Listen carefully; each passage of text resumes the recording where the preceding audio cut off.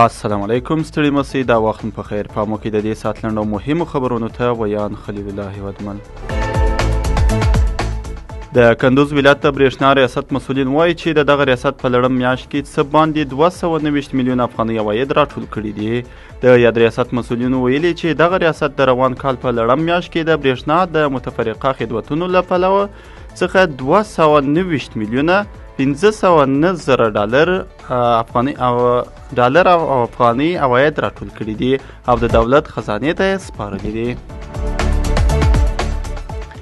د کور او ښار جوړولو وزارت نن د خصوصي سکتور له لوري د نوي کابل ښار د لومړي فاز د 2.6 پارسل عملي چارې پیل کړي دي.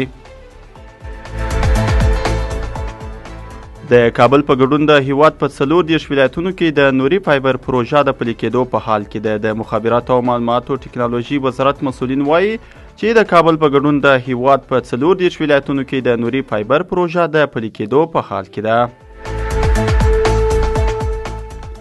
د ورزش له ډګره به واورئ د افغانستان او زمبابوې د کرکټ ملي لوبډله سبا د چهارشنبې په ورځ 3 شلوریزو سیالیو د لړۍ لومړۍ لوبه ترسره کوي.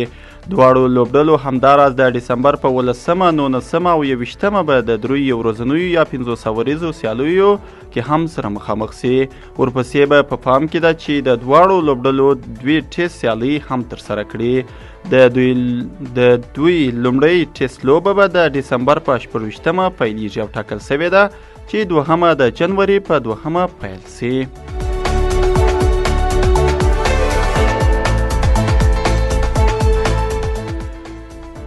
په بهرنیو خبرونو کې به واورئ چې د پاکستان د بهرنیو چارو وزیر محمد اسحاق ډار د ایران د بهرنیو چارو له وزیر سید عباس ارغچي سره د سوریې د وروستیو بدلونونو په اړه بحث او خبرې کړي دي.